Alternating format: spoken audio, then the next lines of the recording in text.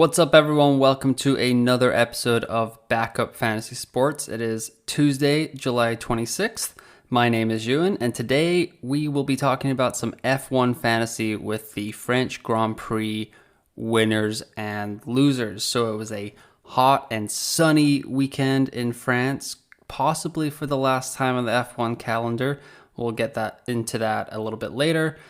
But let's just start off talking about the weekend. So practice was on Friday, and then we got into qualifying on Saturday with the race on Sunday. And in qualifying, there were some early disappointments. Haas decided that it would be a good idea to replace some components in Kevin Magnussen's car. So their plan was for him to help out their younger driver, Mick Schumacher, with some tows. But that plan went kaboom as Mick Schumacher went out in Q1 immediately. He was about to qualify for Q2, but he had his track time deleted for going outside the track limits.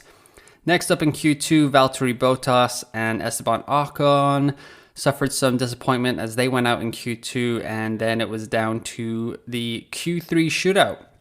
So Carlos Sainz was also another driver who had some power unit and engine components replaced. So he was starting at least from 10th, but then once they confirmed the other changes, he was starting from the back row for sure. But he made it all the way through to Q3, and he, unlike Kevin Magnussen, was able to help out his teammate in Charles Leclair with some slipstreams from turns 9 to turn 11. It allowed Leclair to win pole, and Verstappen came in second. It was the sixth time this season that Leclerc and Verstappen went 1-2.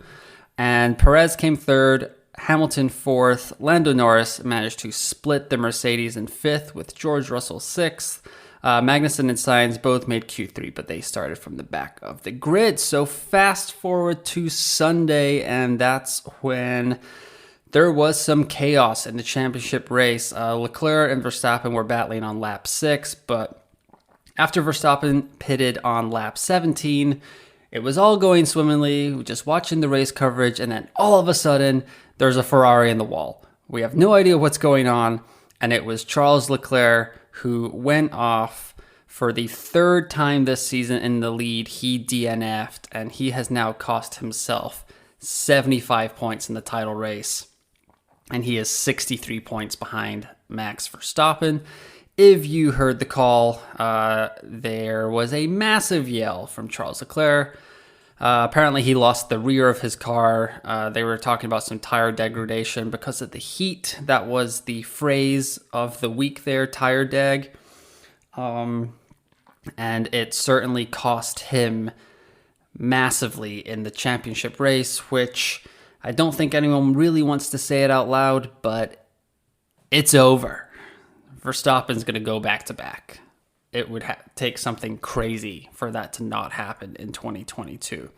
Anyways, after Leclerc went into the wall and ended his day in France, Carlos Sainz got a 5-second time penalty for unsafe release in the pit lane, but that didn't really stop him, as on lap 22, he passed Alonso. Lap 30, he passed George Russell. Lap 41, he passed Perez. But right as he was doing that, Ferrari gets on the team radio, and they're saying, pit, pit, box, box. And Sainz is like, hello, no, I'm battling Sergio Perez. Like, I'm not going to box right now. Anyways, he eventually pitted on lap 43, and it cost him third place. He went all the way down to 9th. He was eventually able to get back up to 5th. And that was kind of for the story of Ferrari's day. On lap 42, Russell and Checo Perez were battling as well. They touched, and then there was a virtual safety car 3 laps from the end because Zhou Guanyu ended up retiring. And right on the restart, George Russell just caught Sergio Perez totally napping on the restart, and he managed to slip onto the podium. So Verstappen picks up another win, and Mercedes gets their first double podium of 2022. Quick recap, because we got other stuff to get into. So right off the bat, let's go into winners and losers. The first winner is an obvious one, Max Verstappen. I think he has claimed he has put in enough effort, and I think the gap is big enough at this point that we can say he is going to be the 2022 world champion in Formula One. He has a 63-point advantage in the Drivers' Championship. It was his second win in the row at Circuit Paul Ricard. And the way he's driving right now, he is mistake-free. Everything that's happened to him this year, it has been because of the car he is driving, not because of the guy in the car. He had 2 DNFs in the first 3 races, and a lot of people were saying that it's over, there's no way. But Red Bull sorted out the reliability issues, and Verstappen's been driving almost flawlessly for the rest of the season. He's already up to 7 wins, like I said. He could easily hit double digits, and it's going to be a tremendous season. On the Ringer F1 podcast on Sunday, they were trying to predict when he might wrap it up. I think Michael Baumann said Austin or Japan, but honestly, it might be earlier than that with the way that Ferrari seems to be imploding and the way that Verstappen is driving. Next winner we've got is a feel-good story, because it's kind of like cheering for the Yankees, but Mercedes with their first double podium of the season. In his 300th Grand Prix, Lewis Hamilton gives us his best result of 2022 with a second place finish. That is now his 5th podium, which, would you believe, is the same amount as Charles Leclair has in 2022. So times are crazy in F1. Lewis Hamilton having what would be his most disappointing season in half a decade at least. And he has the same number of podiums as Charles Leclerc, who is just floundering away his chance at a world championship. George Russell battled pretty well to get another podium for Mercedes. He's been as consistent as they come with another top 5 finish. His only non-top 5 finish was a DNF at Silverstone. So Mercedes looking good. There was talk all week that this was going to be a strong circuit for them, because Circuit Paul Ricard is similar to Silverstone, where Lewis Hamilton finished 3rd. It did prove to eventually get that way, but Mercedes are right there. They have a chance to get 2nd in the Constructors' Championship at this point. All they have to do is be 4th and 6th, 3rd and 5th in qualifying, and they can just bank on Ferrari making a mistake. Like, at this point, it is happening more often than not that Ferrari is ruining their weekend with a Sunday slip-up. And the final winner is kind of a combo here. It's us, the fans, as we watch the battle for 4th in the Constructors' Championship. Alpine and McLaren are giving us a great battle here. On Sunday, Alonso was 6th, Norris was 7th, Ocon 8th, and Ricciardo 9th. It was the second top 6 finish for Alonso this year. Norris had a great lap on Saturday to split the Mercedes and finish P5.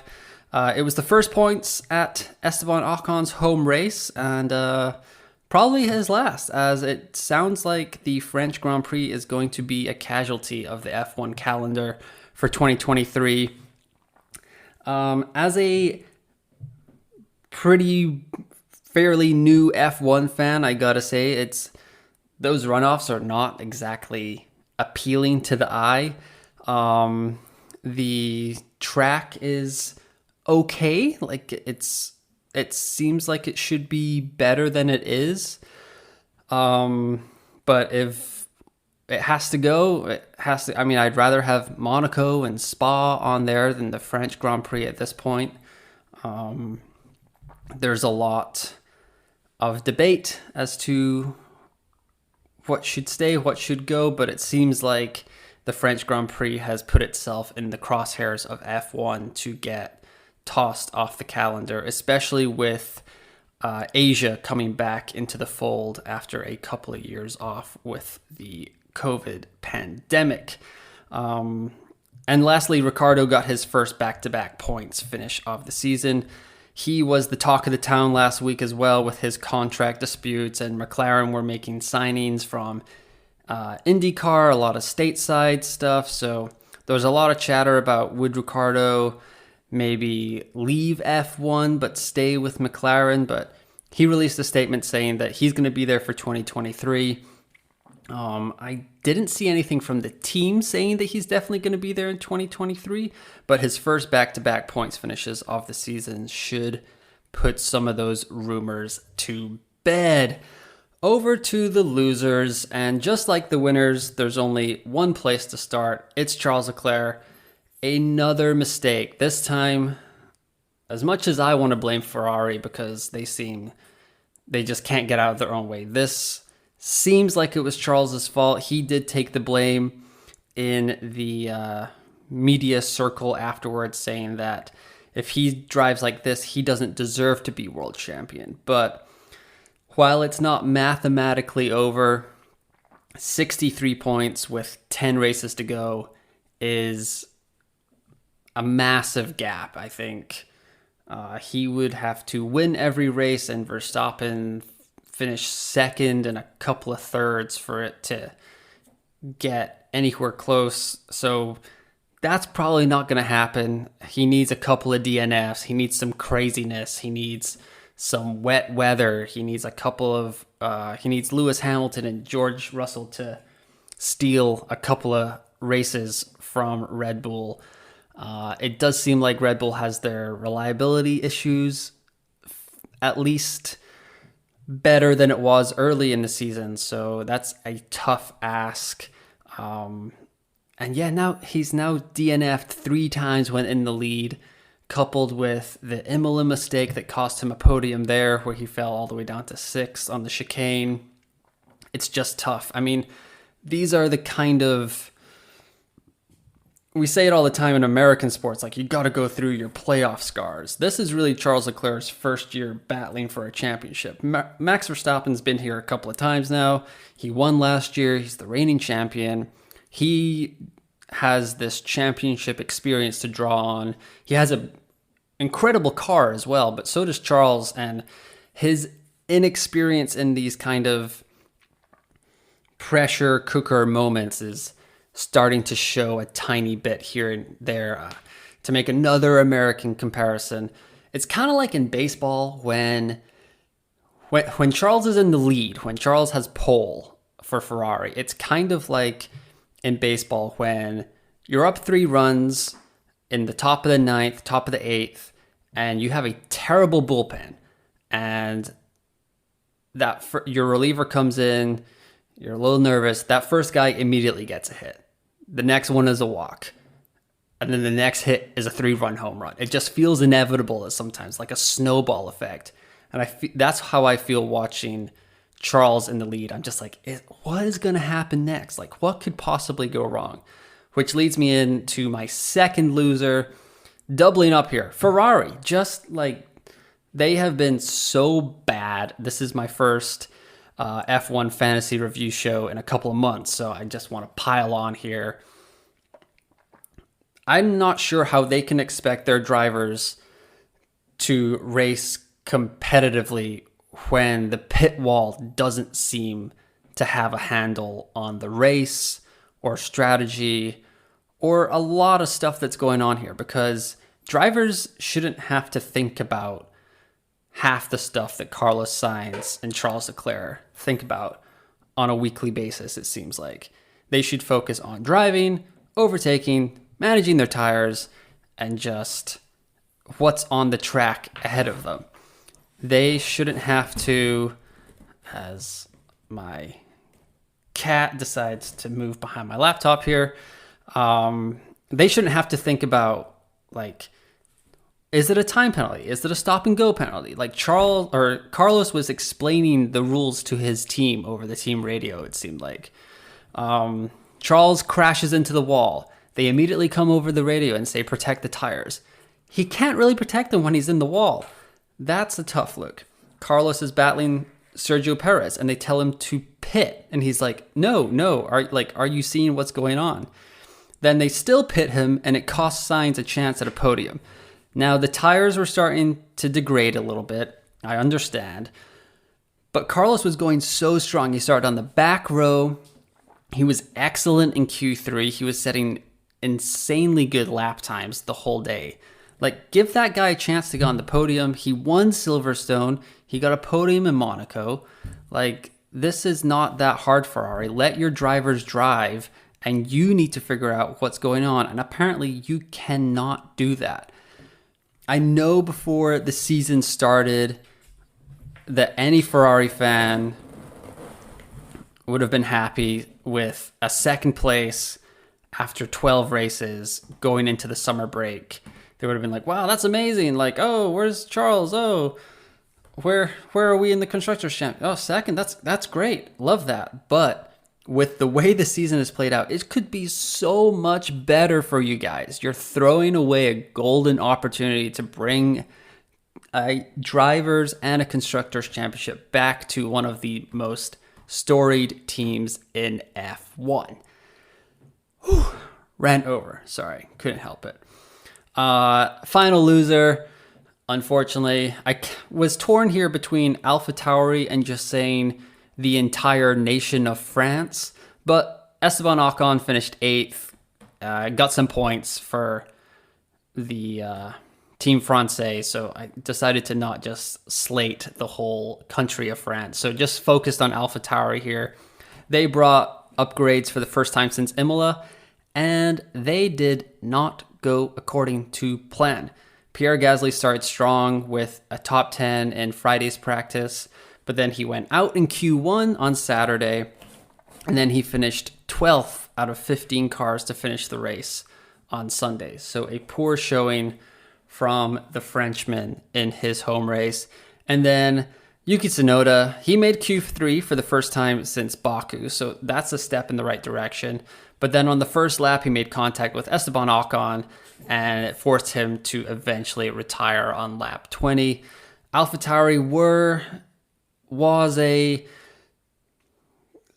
kind of dark horse to get into the top of the midfield mix, but right now they are not looking great at all, with McLaren and Alpine kind of just pulling away in the Constructors' Championship for 4th. AlphaTauri finds themselves battling with Haas, and where even are they? Are 8th right now. They have 27 points. They are 8 points ahead of Aston Martin, who have also been incredibly disappointing, but they're 7 points behind Haas. They are 24 points behind Alfa Romeo. I don't think that is where the AlphaTauri bosses would have imagined themselves at the beginning of this season. They're pretty much battling for 6th place right now if they have a strong second half of the year.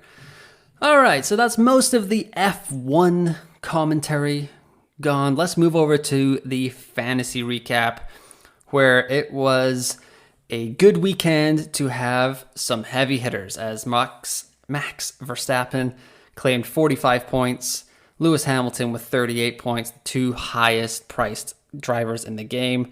Carlos Sainz with 32, despite starting on the back row there.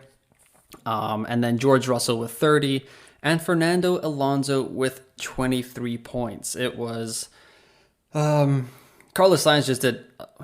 He was so impressive this weekend. He is really, like, his sentiment in the F1 fantasy game should be shooting up this week if the game was appropriately programmed, but it's unfortunately not like that sometimes.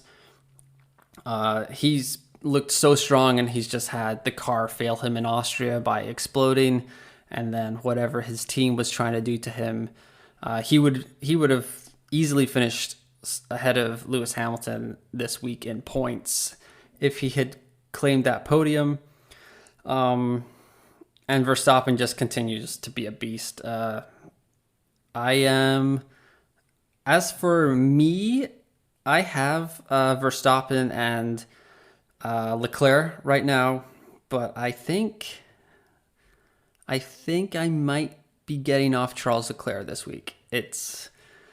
I need to watch practice, obviously, but I don't not feeling good. I kind of want to get rid of some money because I think I need to get rid of Kevin Magnussen. I'm good with my team right now, as currently constructed, is Max, Charles, Valtteri Bottas, K-Mag, and Mick Schumacher with Red Bull as my constructor. So I need to take some money out somewhere to get rid of K-Mag because he's just not really doing it right now. He looked fast on Saturday, but I am still a little apprehensive about him as an option, having two $6 million options. So my options are either to take out some money from Leclair or Red Bull, which would be in consideration, as well as they are pretty expensive as a constructor. Maybe go down from Red Bull to McLaren because they're on a race streak this weekend, and then move from K-Mag up to like maybe an Alonso, maybe even another, maybe all the way up to Carlos kind of thing. Just I'm not going to get rid of Max this weekend as he's on a race streak as well. So that is that. In the last 5 races, Verstappen leads with 212 points in the fantasy game, and then he leads Hamilton with 190, Carlos Sainz with 133, George Russell with 127, and Leclerc with 115. So Sainz even is still ahead of his Ferrari teammate there, which makes you think a little bit. He's less expensive, he's cheaper in the game. He's got that Silverstone win, and it really does...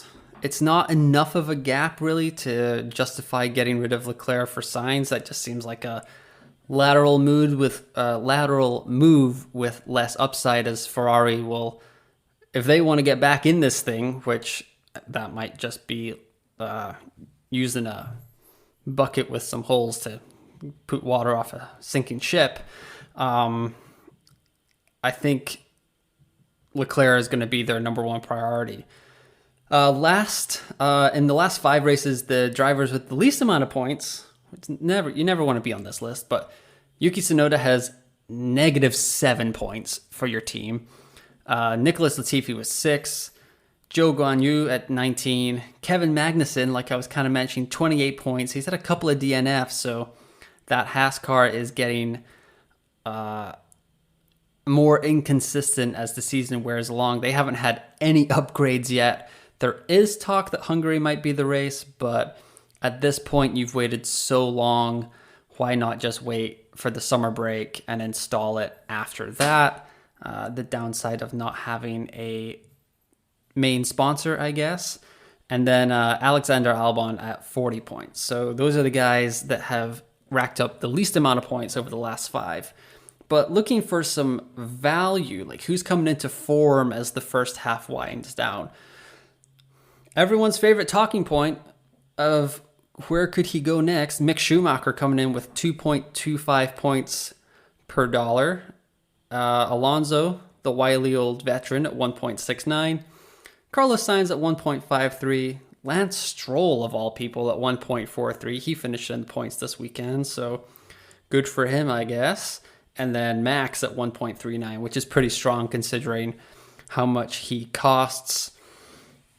Coming off of that list, I mean, that's why I think I need to get off of K-Mag, because Schumacher has been pretty strong. Not a great weekend for him, going out in Q1 and then finishing 15th of the 15 cars that finished. But Haas has, I mean, I just said with Kevin Magnussen that they've been inconsistent, but Schumacher was driving well for a couple of weeks there. Was that just an outlier? We'll see going into Hungary. But I do think the strategy that I had there for a couple of weeks with the double Haas might need to come to an end if I want to bounce back, as 132 points for no gang Sainz allowed did not work out all that well this weekend. And then finally, the last 5 races with the least points per dollar, Yuki Tsunoda coming in here with -0.16, Latifi 0.17, Zhou Guanyu 0.46, Ricciardo and Gasly in 4th and 5th with zero point 0.8 points per million. Not great for those two. They just cost a little bit too much, and it takes them off the board for me. I don't think I will have either of those guys in my lineup until something significant changes. They're just weird price points. Ricciardo is close enough to Lando that you can go there, or Fernando Alonso is cheaper than Ricciardo, so you might as well do that. Then with Gasly, you can go to Bottas, and if you're just doing that, you're saving like $5 million, and that can get you up from a Sergio to a George if you want, or something like that. So definitely some options. There's a lot to think about going into Hungary, and with that race, with that weekend starting on Friday, that is not a lot of time to think about it. But like I said, my team only 132 points this weekend. Leclerc was my turbo driver with 10. Bottas got me 8. Verstappen got me 45. K-Mag with the -4.